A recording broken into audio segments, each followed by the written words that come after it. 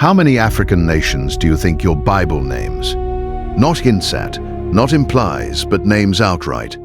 Most folks I ask say one, Egypt, and then they stop. Pull the lamp closer, because tonight I am going to read you the whole list off a thin page in Genesis chapter 10, and every name on it comes back later with a face attached. A king in a valley, a queen with a camel train, a man reading a scroll on a desert road. That chapter is the one most of us turn straight past. You know the page I mean. It comes right after the flood, right before the tower, and it is nothing but names. Begat, begat, begat. Thin paper, small print, and a column of words nobody in the pew can pronounce. I have watched a whole congregation's eyes go soft and drift when a reader hits a genealogy. My own thumb used to move faster over that page than any other page in the book, and I did it for 40 years without once asking myself why the men who copied this by hand thought it was worth the candle. So, let us go slow tonight. One name at a time, out loud, the way it is written. Cush, that is the first one, and he is named before the others. Mizraim, put, and then further down the same column, Seba and Havilah and Sheba. 6 names in a stretch of verses that most Bibles print in a font you need good light to read. Genesis chapter 10, verse 6, if you want to put your finger on it. Cush, Mizraim, Put, and Canaan. 4 sons in one line, and 3 of those 4 sit squarely on the continent below the Mediterranean. In the country, the writers of this book knew, traded with, married into, feared, and fought. Now here is what I am not going to do. I am not going to hand you a lecture on ancient geography and send you to bed. Every name I just read comes back, not as a footnote, as a scene with a night attached to it. Cush comes back at the head of an army in a valley called Maresha, and then again 400 years later in a single line while a foreign general is shouting at the wall of Jerusalem. Put comes back in a battle order, standing in a shield wall on a riverbank. Sheba comes back on a road north, with more spices than the capital had ever smelled at once. And one of these nations, I am going to hold this until the end, and I want you to hold it with me. One of them is still standing. Every empire on that page eventually got swallowed by somebody. One did not. And the Bible that nation kept is a thicker book than the one in your hands right now. Sit with that a second. Then, let us start where the list starts. Scholars have a name for this chapter. They call it the Table of Nations. And once you know that name, the page changes shape in your hands. It stops being a list of strangers and becomes something closer to a map, an ancient attempt to answer the oldest question a family asks after a disaster. Who is out there, and how are they kin to us? Verse 1 sets it up plainly. Now these are the generations of the sons of Noah, Shem, Ham, and Japheth. And unto them were sons born after the flood. That is the frame. 3 men, a world that had just been emptied and started over, and children born into the after. And every name that follows is a place as much as a person. That is the part that took me too long to understand.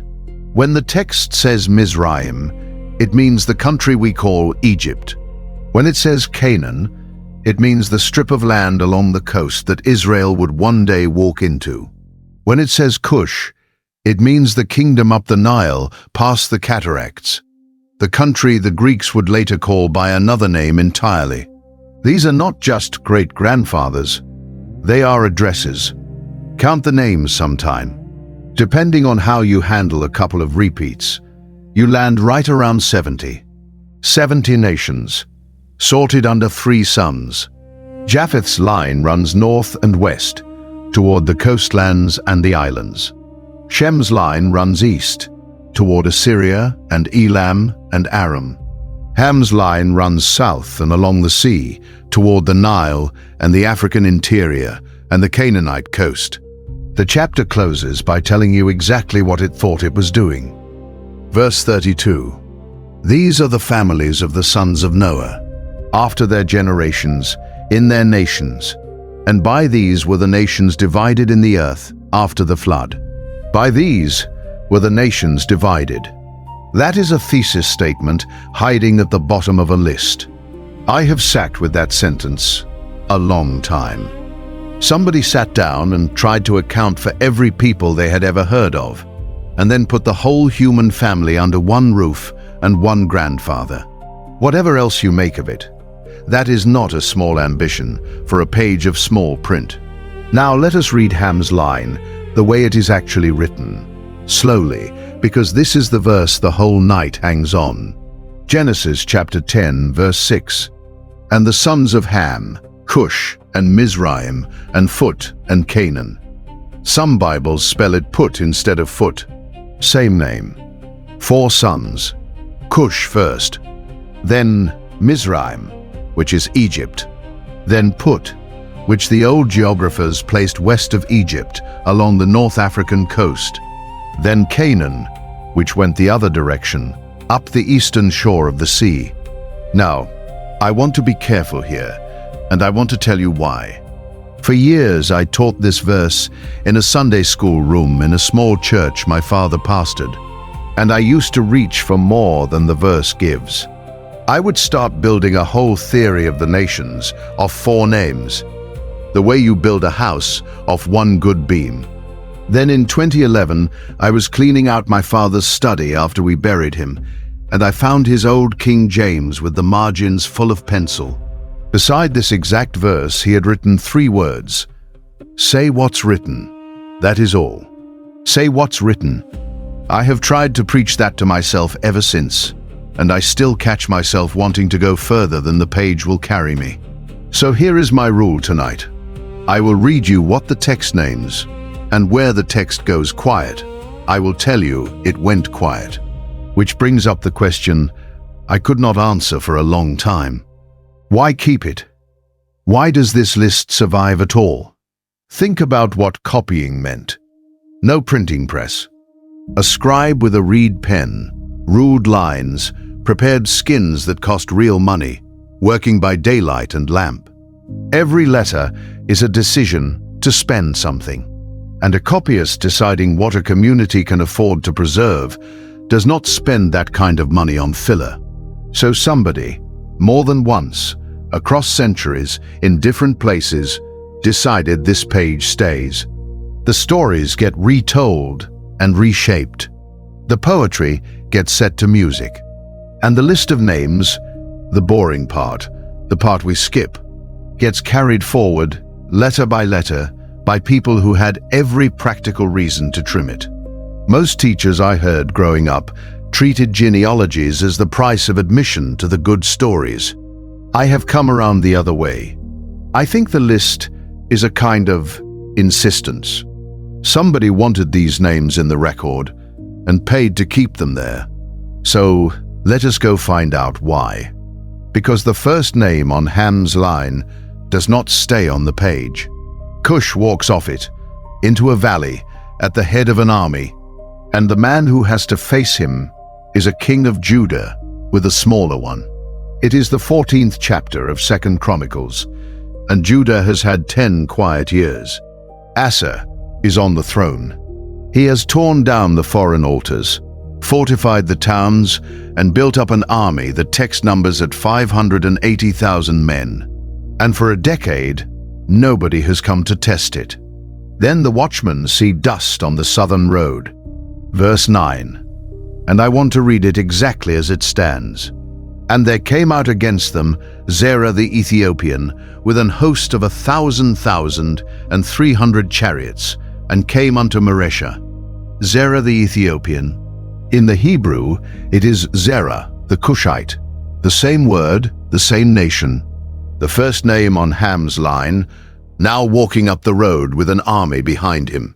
1,000,000. That is the old way of writing a million.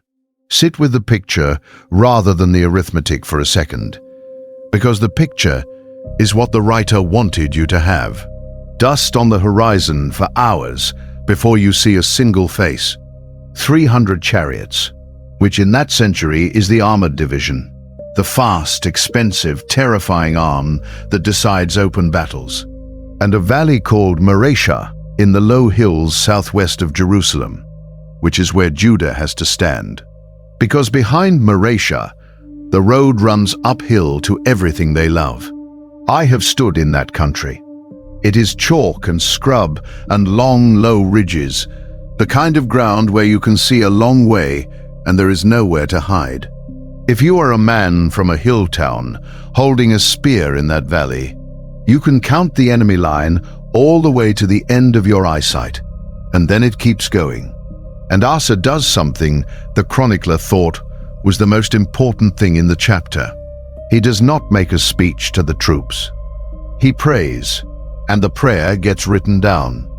Verse 11, Lord, it is nothing with thee to help, whether with many or with them that have no power. Help us, O Lord our God. For we rest on thee, and in thy name we go against this multitude. O Lord, thou art our God, let not man prevail against thee.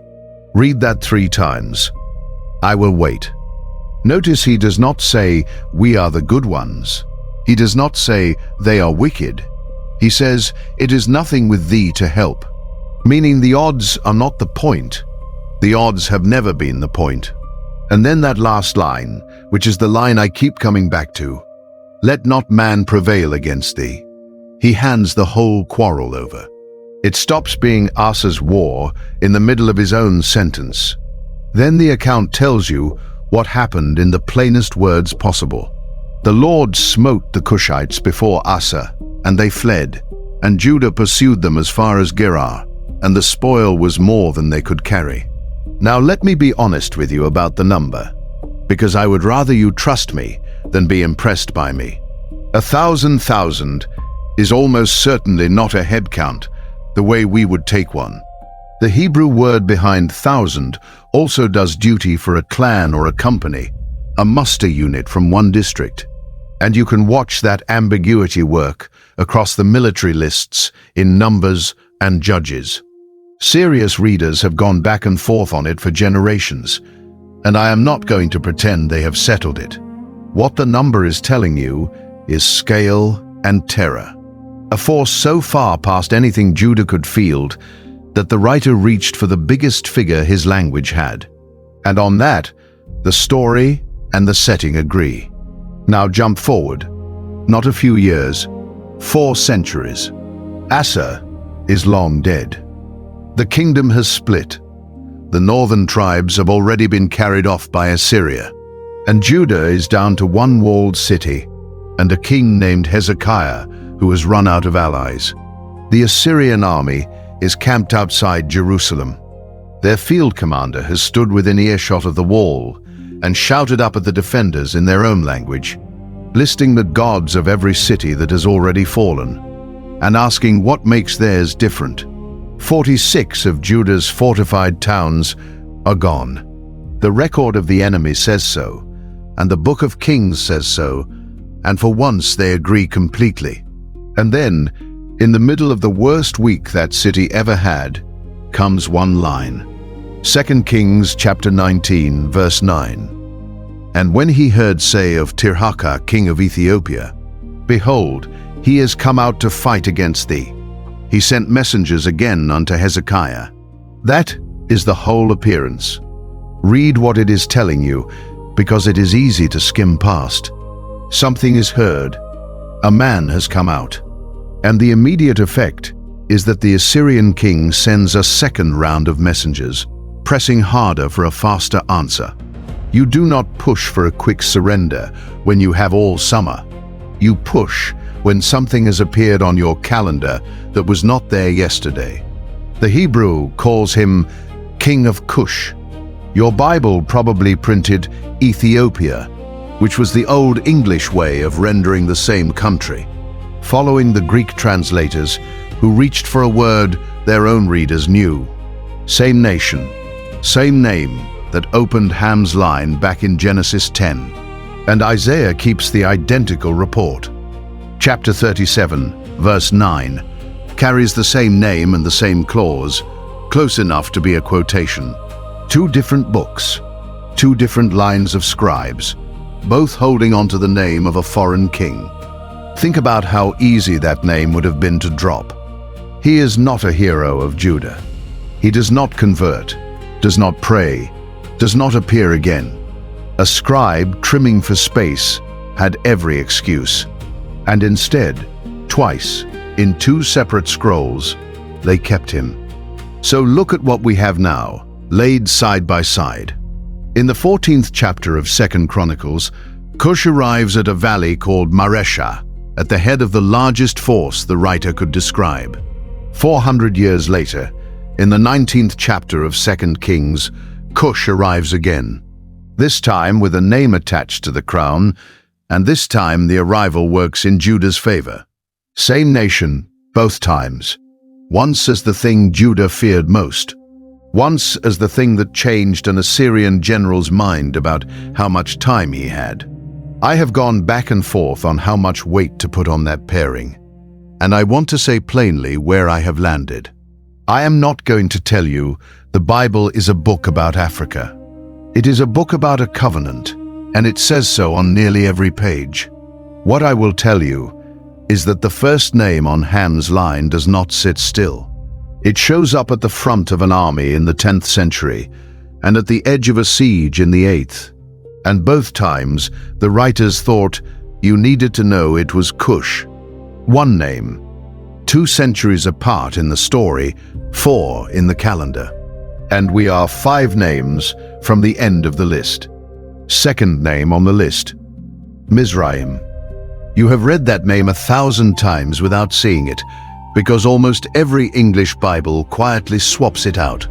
Wherever the Hebrew says Mizraim, your translation prints Egypt. It is not a mistake. Egypt is what the country is called in English, and a translator's job is to be understood. But something goes missing in the trade. Here is what goes missing. In Genesis 10, Mizraim is a brother. He is listed beside Cush and Put and Canaan as a son in a family. Then for the next 1,000 pages of your Bible, he is a superpower, a granary, a house of bondage, a place of refuge, and the country a young family runs to in the middle of the night to save a baby's life. The genealogy makes Egypt kin. The translation makes it foreign. And most of us only ever read the translation. So, let me tell you 3 nights that happened in Mizraim, and watch how close in they are. The first one is a woman alone in the desert with a boy and an empty water skin. Her name is Hagar, and the text calls her the Egyptian, Mizraim, the second name on our list, standing in a wilderness south of Sheba, with a child who is going to die of thirst if nothing changes. In the 16th chapter of Genesis, she runs from a house where she is not safe, and an angel finds her at a well, and she says something no one else in the entire Bible says. She gives God a name. Thou God seest me, El Roy, the seeing God. Read the room on that for a second. In the whole of Scripture, kings and prophets and patriarchs receive names for God. One person hands one back. She is a foreign servant woman with no standing, no property, and no protector, and she is the one the text lets name him. Then, in chapter 21, she is out there again, worse off, and the account says, God heard the boy crying and opened her eyes, and she saw a well. Not made a well, saw one. It was there. The second night is a young man in a foreign prison who wakes up and gets called to a palace. Joseph is Hebrew, but the second half of his life is entirely a Mizraim story. Chapter 41 takes him from a cell to the second chair in the kingdom in the space of one morning. And then, verse 45 does something people skip right over. Pharaoh gives him a new name and gives him a wife, Asenath, daughter of a priest of On. She is Egyptian. Their two sons, Manasseh and Ephraim, are half Egyptian. Sit with where that goes. Ephraim becomes one of the largest tribes in the northern kingdom. Manasseh takes land on both sides of the Jordan. Two of the tribes of Israel run straight back through an Egyptian mother, and the text tells you her name and her father's job without a word of apology. The third night is a baby in a basket and a woman who chooses to keep him. Exodus chapter 2. A Hebrew infant hidden in the reeds. And Pharaoh's own daughter comes down to the river, hears him crying, and knows exactly what she is looking at. The text says she had compassion on him. She pays his mother to nurse him, names him, and raises him in the palace. Moses spends 40 years inside the house of Mizraim, learning to read, learning to command, learning the court he will one day walk back into with a staff in his hand. My read of this has shifted, and I will tell you where. I used to teach these three as rescue stories with Egypt as the backdrop. The villain's house, useful only for what God pulled out of it. Then one Sunday in that little church, a woman named Miss Ruthie, who had taught the children's class for 30 years, asked me a question after service that I could not answer. She said, "If Egypt was only ever the enemy, why does the Lord keep sending his people there to live?" I went home and made a list. Abraham goes down there in a famine. Joseph builds a life there. Jacob dies there. Jeremiah's company flees there. And in Matthew, an angel sends a young family there to keep a child alive. That is not a villain's house. That is a place of refuge on 5 separate occasions. And I had been preaching past it for years. And there is a fourth night, and it is the one that costs somebody something. Numbers, chapter 12. Moses has married a Cushite woman. First name on our list again, showing up now inside Moses' own household. His sister Miriam and his brother Aaron speak against him because of her. The text says it plainly and does not soften it. What happens next is the part that stops people. The Lord calls all 3 of them out to the tent, defends Moses in front of them, and when the cloud lifts, Miriam is struck with leprosy. Aaron begs. Moses cries out for her. She is healed, but she is put outside the camp for 7 days, and the entire nation, hundreds of thousands of people with somewhere to be, sits still and waits until she can come back in. I want to be careful about how far I take that, and I am going to stay inside the verse. The text does not give us a speech about it. It gives us a consequence and a week of silence. Say what's written. What is written is that somebody objected to the Cushite wife, and the objection did not go well. Third name, Put. This one you have almost certainly never heard preached, and I want to be straight with you from the start. Put does not get a story. He gets something else, and once you notice what it is, it stays with you. Put shows up in battle orders. Jeremiah chapter 46, verse 9, and read the shape of it. Come up, ye horses, and rage, ye chariots, and let the mighty men come forth. The Ethiopians and the Libyans that handle the shield, and the Lydians that handle and bend the bow. Behind those English words, the Hebrew names Cush and Put and Lud. The Ethiopians are the Cushites, first name on our list. The ones handling the shield are Put, shield bearers. That is what the record remembers about them. Not a king, not a temple, not a treaty. A specialty. In a coalition army drawn up on a riverbank, the men from Put are the ones holding the line while the archers work behind them.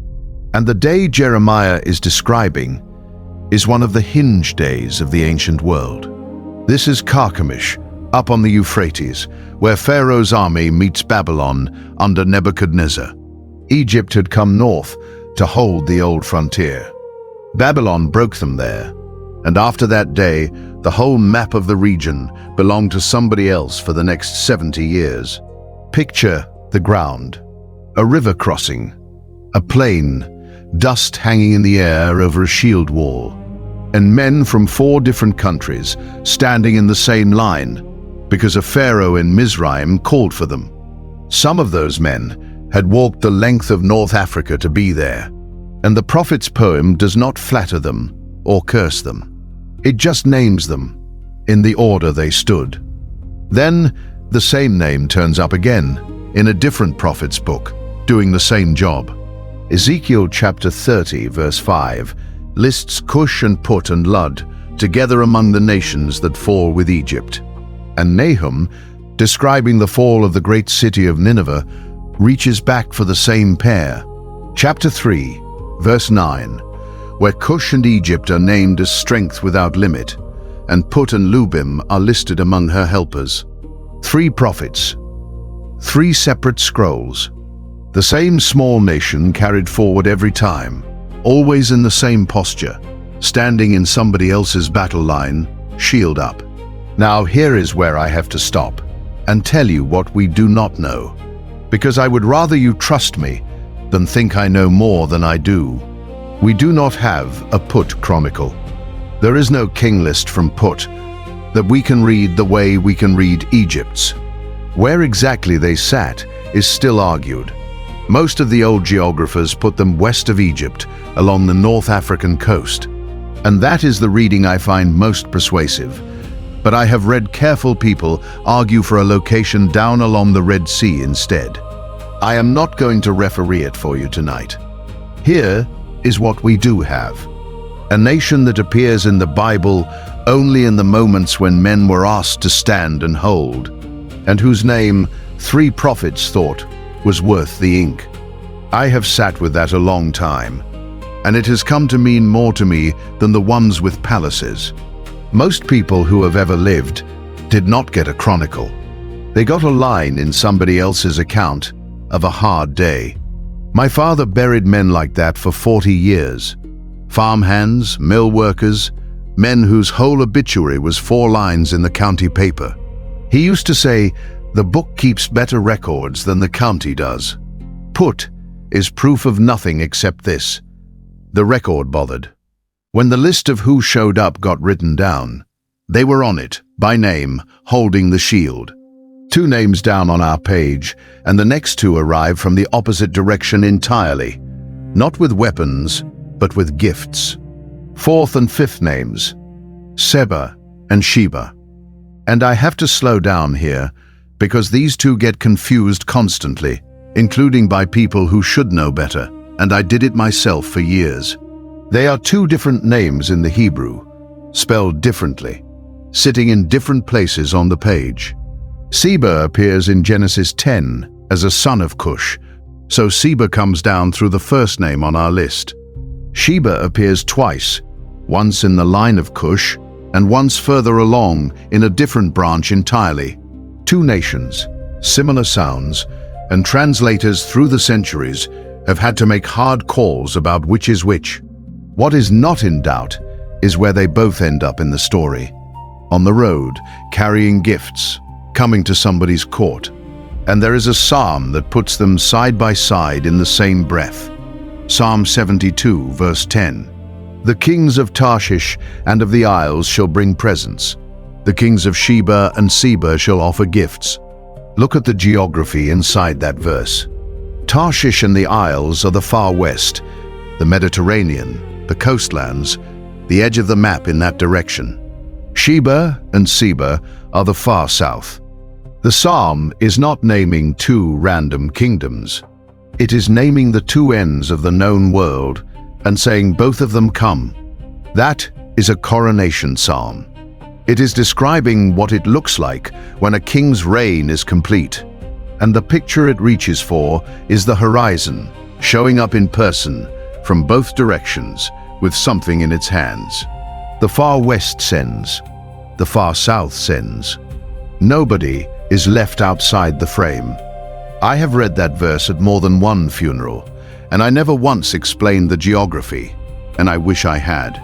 It would have helped, because it means the writer of that psalm, sitting in a small hill kingdom with no fleet and no empire, imagined the completed reign of God as a room where the people from the ends of the earth are already standing. Now, let me tell you about the one who actually came, because she is the reason this psalm has a face. It is the 10th chapter of 1 Kings. Solomon has been on the throne long enough for the reports to travel, and the reports have reached the far south, and the Queen of Sheba decides she is going to see it herself. Verse 1 and 2. And when the Queen of Sheba heard of the fame of Solomon concerning the name of the Lord, she came to prove him with hard questions. And she came to Jerusalem with a very great train, with camels that bear spices, and very much gold and precious stones. Read that again. She came to prove him with hard questions. She did not come to be impressed. She came with a list. This is a working monarch who has heard a claim about another monarch's wisdom and has traveled, at enormous cost, to test whether the claim survives contact with someone who knows what a hard question sounds like. And picture the arrival, because the writer wants you to. A camel train coming up the road to Jerusalem, loaded with spices, which in that century is not seasoning, it is currency, the most valuable cargo per pound moving anywhere in the world. Gold, precious stones. Enough of it that the text uses the phrase very much twice, like a man running out of adjectives. That caravan crossed either the length of Arabia or the Red Sea and up, depending on which Sheba you land on. Either way, it is well over 1,000 miles of desert, in stages, with water calculated in advance. Sit with that a second. Nobody makes that trip for a rumor.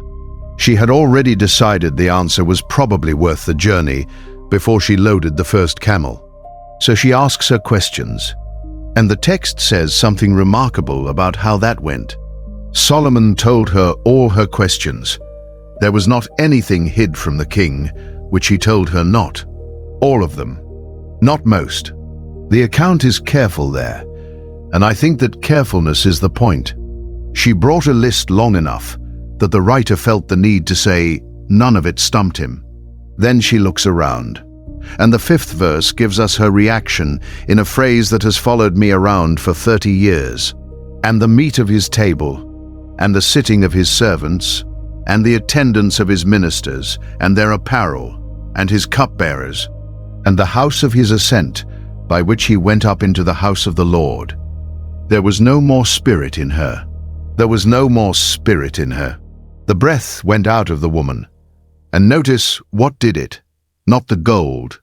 Look at the list again. The food, the seating, the way the staff carried themselves, what they were wearing, the stairway up to the house of the Lord. What emptied her was not treasure. It was order, the sense of a kingdom where everything and everyone had a place and knew it. I have thought about that a great deal, because it is the opposite of what you would expect to impress a monarch. She had gold at home. She came from a country whose whole economy was the most expensive cargo on earth. What she did not have, what she stood in that room and recognized she did not have, was that. And then she speaks, and the writer keeps her words instead of summarizing them. She says the report she heard was true, and that she had not believed it until her own eyes saw. She says the half was not told her. She blesses his men, and then she blesses his God, and she says something about the Lord delighting in him. A foreign queen, standing in Jerusalem, pronouncing a blessing over Israel's king in Israel's God's name. She leaves gifts and goes home. That is the last we see of her in Kings, and the parallel account in 2 Chronicles chapter 9 tells it the same way. 2 records, 1 visit, no embellishment between them. Except she is not finished. That is the part that gets me. 900 years later, in the 12th chapter of Matthew, Jesus is being pressed by men demanding a sign. And in the middle of that argument, he reaches back and pulls her name out of the past. Verse 42. The queen of the south shall rise up in the judgment with this generation, and shall condemn it. For she came from the uttermost parts of the earth to hear the wisdom of Solomon. The queen of the south. He does not name her nation, but everybody in earshot knew who he meant. And he uses her as the standard. She came from the uttermost parts of the earth for wisdom, and you will not walk across town for something greater. Most teaching I heard growing up treated her as a colorful episode in Solomon's resume, one more proof of how impressive he was. I have come to read it the other way around. In Matthew, she is not the supporting character. She is the witness for the prosecution, and the men she is condemning are the ones who had scripture in their own language and would not cross a street. So hold account with me. Cush at the head of an army, and again at the edge of a siege. Mizraim across 4 nights and 2 tribes of Israel. Put standing in a shield wall in 3 prophets.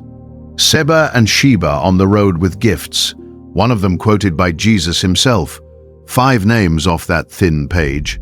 And the last one is the one I have been holding back all night. 6th name. And this is the one the prophets could not leave alone. Isaiah opens his 18th chapter with an address, and the address is a location. Woe to the land shadowing with wings, which is beyond the rivers of Ethiopia, beyond the rivers of Cush, not at the rivers, beyond them. Stop on that phrase, because it is doing careful work. The rivers are the Nile and its tributaries, and past the cataracts they braid into country that Egyptian scribes mapped with less and less confidence the further south you go. Beyond the rivers is the Hebrew way of saying, past the last place we have good information about, the far edge. And the chapter is strange. It talks about messengers sent in vessels of bulrushes, reed boats, the light craft you use on a river with rapids. It describes a people the prophet calls tall and smooth-skinned, feared, and it addresses them directly. Whatever else Isaiah 18 is doing, it is not treating that country as a rumor. It is treating it as a correspondent. I taught this chapter maybe 4 times in my life, and I always found it hard, and I still do. It is one of the more difficult passages in the prophets to lay out cleanly, and I am not going to pretend I have it solved. What I can tell you is what it assumes, without arguing for it, that there is a real nation up past the last cataract, that it sends and receives messages, and that God has something to say to it by name. Then Zephaniah picks up the same geography a century or so later. Chapter 3, verse 10. From beyond the rivers of Ethiopia, my suppliants, even the daughter of my dispersed, shall bring mine offering. Same phrase, beyond the rivers. And this time, the movement is inbound, offerings coming up from that country to God. Put that beside Psalm 72, and you start to see a pattern in how these writers imagined the far south, not as the edge of the enemy's world, as the edge of the room, with people in it who are expected to show up. And then there is the one line that generations built whole sermons on. Psalm 68, verse 31. Princes shall come out of Egypt. Ethiopia shall soon stretch out her hands unto God. I need to handle that verse carefully, because of what has been done with it. That single line has been read aloud in more meetings, printed on more programs, and carried into more difficult decades than almost any other verse of comparable obscurity. It has functioned as a promise for a very long time, in a great many places. Here is what I will say about it, and I am going to stay inside what I can defend. It is a psalm, which means it is poetry, and poetry works by image. The image is 2 hands going up. It is not a date. It does not tell you when. It does not tell you how. And anybody who tells you the calendar is in that verse is adding something the Hebrew does not contain. What the verse does is put that nation in the frame of the psalm's future. Egypt sends princes. The country beyond the rivers stretches out its hands. And that is a picture the psalm expects its readers to find natural, which tells you something about how the far south sat in the imagination of the people who sang it. I have sat with that line for a long time, and where I have landed is this: I do not need it to be a prediction to find it remarkable. It is enough that a songwriter in a small hill kingdom 3,000 years ago wrote the country past the last cataract into the picture of what God was going to do. And then a few hundred pages later, on a hot road going down toward Gaza, somebody from that exact country turns up in a chariot with a scroll open on his lap. Before I tell you about the road, I owe you an admission, because I taught this story wrong for the better part of 20 years. I used to preach it as a conversion story with a nameless extra in it. The Ethiopian, I would say, no name, one scene, gone. Philip was the hero of my telling, and the man in the chariot was the occasion. Then, somewhere around 2011, going through my father's Bible after we buried him, I found this chapter marked up heavier than almost anything else in Acts. And beside verse 27, he had written a single question: why does Luke tell us his job? I sat with that in an empty study for a long time, because Luke does tell us. He tells us the man's office, his queen, his errand, and what he was reading. 4 facts he did not need if the man was scenery. I had been reading past the very details the writer went out of his way to include. I still catch myself doing it with other passages, and it is the thing I most want to get better at before I am done. So, the 8th chapter of Acts, and the hottest part of the day on the road that runs down from Jerusalem toward Gaza. Verse 26 says, an angel tells Philip to go south, to a desert road, not a city, not a synagogue, a stretch of road with nothing on it.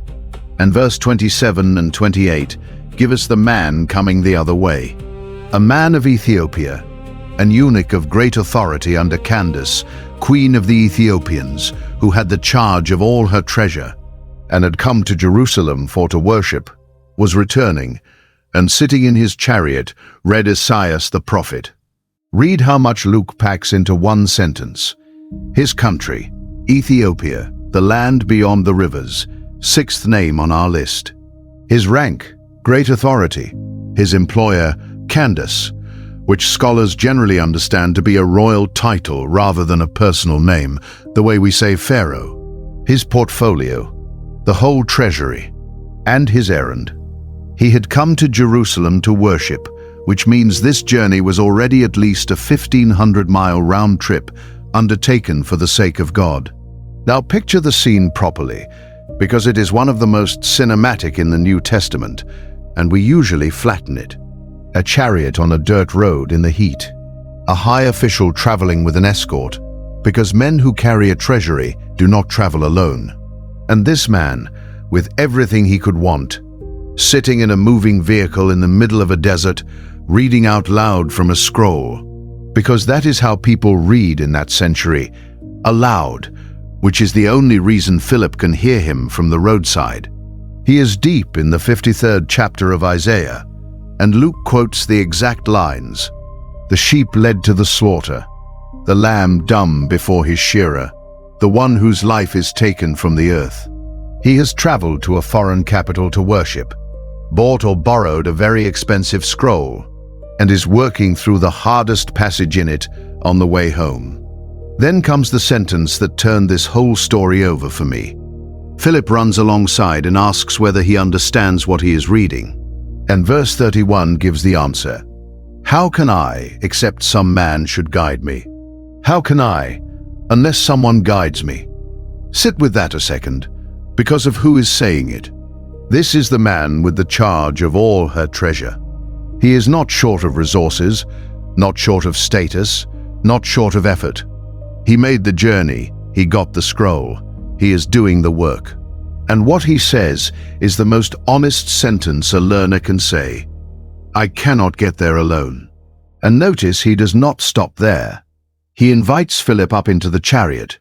A senior official of a foreign court makes room on his own seat for a stranger from the roadside because the stranger might know something he does not. Philip begins at that scripture and preaches Jesus to him, and they ride together, and the questions keep coming. Luke does not tell us for how long, but a chariot on that road is slow, and the conversation must have run for miles. Then they come to water, just water, by a desert road, and the man sees it before Philip mentions it. "See, here is water. What doth hinder me to be baptized?" He asks a question he has clearly been holding, and they both go down into it. And then verse 39, which is the part I want to leave you sitting with. "And he went on his way rejoicing." He went on his way, not toward Jerusalem. He had already been. His way is south, home. Back down the road, past the border, up the Nile, beyond the rivers, to a court where nobody had heard any of this yet, carrying a scroll of Isaiah and a conversation he had just had on a hot afternoon with a man he would never see again. "Now I am going to keep the promise I made you at the start of the night." Go back to that thin page. 6 names on it: Cush, Mizraim, Put, Seba, Sheba, and the land beyond the rivers. Read them as a list of nations rather than a list of great-grandfathers, and then ask a question the genealogy never asks. What happened to them? Because here is the thing about the ancient world that we forget when we read these old lists. Almost nobody made it. The map of that century is a graveyard of nations that were somebody's whole world and are now a line in a scholarly footnote. Take Mizraim first, since it is the one everybody knows. Egypt does not stop existing, but it stops belonging to itself. Assyria comes and takes it. Then Persia takes it and runs it as a province. Then Alexander takes it, and after him a Greek family rules it for 300 years without ever speaking the language of the people they governed. Then Rome takes it and turns it into the empire's granary. From the 6th century before Christ onward, the throne on the Nile belongs to somebody from somewhere else for the better part of 2,000 years. Canaan, the 4th name on Ham's line, has an even shorter road. Canaan, as a political fact, simply ends. The territory changes hands so many times that the name survives mainly as a label for a period rather than a people. And Put, the shield bearers, the ones in the battle order, Put fades out of the record entirely. There is no chronicle of the fall of Put, because there is no chronicle of Put at all. The name appears in other people's muster rolls and then stops appearing, and nobody wrote down when or why. Now watch what happens to the empires that did the taking, because this is the part that stops me every time I lay it out. Assyria, the machine that carved its sieges into palace walls and emptied whole countries on purpose, is finished by 609 before Christ. Nineveh falls and is buried so thoroughly that for centuries afterward, educated men doubted the city had ever existed at the scale the Bible described. Babylon takes Assyria's place and lasts less than 70 years as the dominant power. Persia takes Babylon and runs the largest empire the world had seen for about 200. Then a young Macedonian takes Persia in a decade, dies at 32, and his generals cut the map into pieces before his body is cold. Then Rome, which lasts longer than any of them, and which every schoolchild is taught to think of as permanent, and which is also gone. 5 empires. Each one arrives on the Nile convinced it is the last word. Each one pushes south along the river, and each one reaches a point where it stops. And that point has a name and a physical location. The cataracts, the stretches of rapids and black granite where the Nile stops being a highway and becomes an obstacle. Boats have to be unloaded and portaged. Armies lose their supply line. Above the cataracts, the river belongs to whoever already lives there, and every empire that came up that valley discovered the same thing in turn. Which brings me to the last name on the list, and the reason I made you wait. The country beyond the rivers never got finished off. I want to say that carefully, because it would be easy to oversell, and I promised you I would not. Kingdoms up there rose and fell like kingdoms everywhere. Capitals moved. Dynasties ended. Nobody up that river was exempt from history. But the line of continuous, self-governing, home-ruled statehood in that region runs unbroken, in a way it does not run anywhere else on this list. Cush governs itself for centuries, moves its center from Napata south to Meroe, and outlasts Assyria, Babylon, and Persia while doing it. Then a kingdom rises at Axum in the highlands and becomes one of the significant powers of the late ancient world, with its own script, its own coinage, and its own kings. Axum accepts Christianity in the 4th century, which is early enough to be startling. That is the same century Rome stops persecuting the church.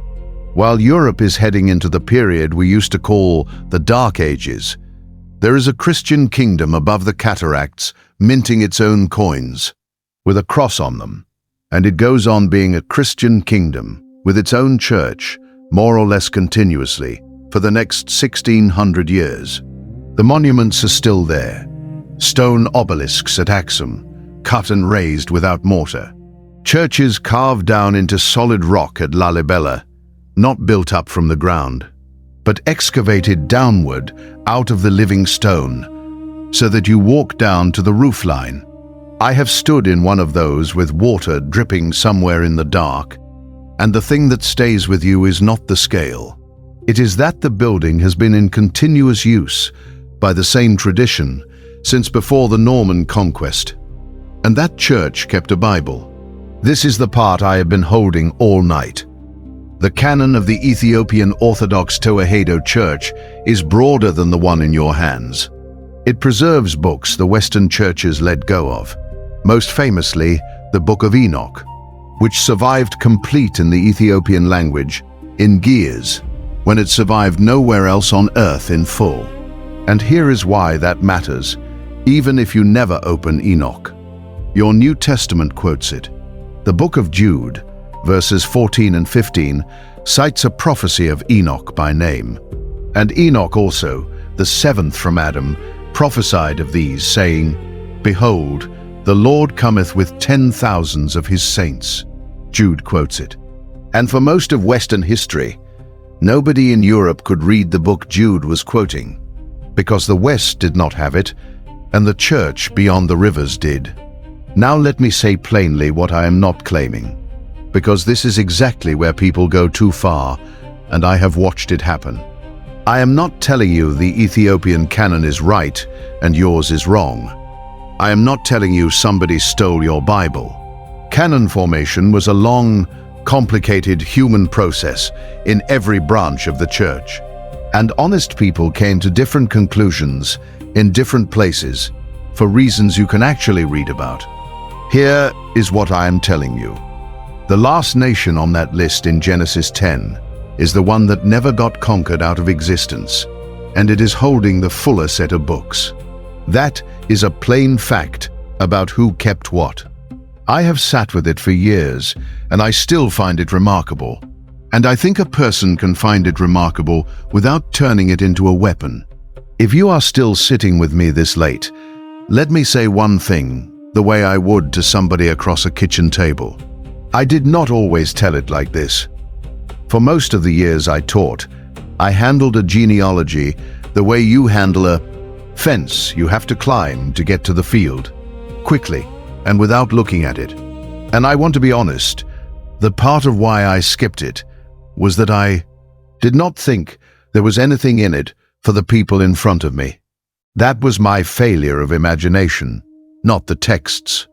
Miss Ruthie, who taught the children's class in my father's church for 30 years, used to read the Beggets out loud to 8-year-olds on purpose. I thought she was filling time.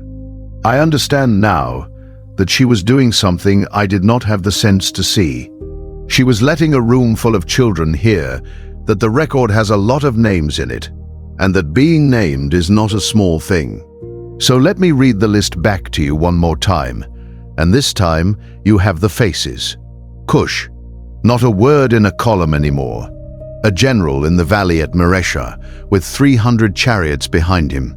And 400 years later, a king whose name lands in an Assyrian command tent and changes a general's mind about how much time he has. Mizraim, the house on the river. A servant woman at a well who gave God a name that nobody else in Scripture ever gave him. A priest's daughter named Asenath, whose 2 sons became 2 tribes of Israel. A princess who came down to the water, heard a baby crying, and chose to keep him. Put, the shield wall. 3 prophets, 3 scrolls, always the same posture, standing where they were asked to stand, on a day that went badly. Seba and Sheba. The camel train coming up the road with more spice than the capital had ever smelled at once. And a queen who came to ask hard questions and left having blessed somebody else's God. And 900 years later, a rabbi in Galilee holding her up as the standard. And the land beyond the rivers. Isaiah spoke to it. Zephaniah expected offerings from it. A psalm put its hands in the air. And on a hot afternoon on the Gaza Road, a treasury official from that country asked a stranger for help, understanding 1 chapter, and then went home south with it. Now close the page. Genesis chapter 10, the one we all turn past. Here is what I want you to take, and it is smaller than a slogan, and it will last longer. Being named in the record is not the same as being the point of the record. This book is about a covenant, but the covenant runs through a world, and when the writers of this book drew that world, they did not leave out the countries south of the sea. They wrote them down by name, and then they kept writing them down for 1,000 years across every kind of scroll. Nobody made them do that. A scribe trimming for space had every excuse, and instead, every generation that copied it paid to keep the names in. I am not going to make a claim about anybody's ancestry tonight, and I am not going to hand you a verse and tell you it is about a particular people in a particular century. That is not mine to do, and the text does not do it either. What I will say is that the list is longer than 1, and that every name on it comes back with something in its hands. I have read that page 1,000 times. It took me most of my life to read it slowly. So, what story do you want told next? Tell me in the comments, because I do read them, and half of what I end up studying comes from something somebody put down there. And if you take 1 word out of tonight, take this one, because it is what the whole page is doing. Told. One last thing before you go. This is how I read scripture, not a prophetic word. I quote from the King James Version unless I say otherwise. If you read it differently, I want to hear it. Drop your thought in the comments.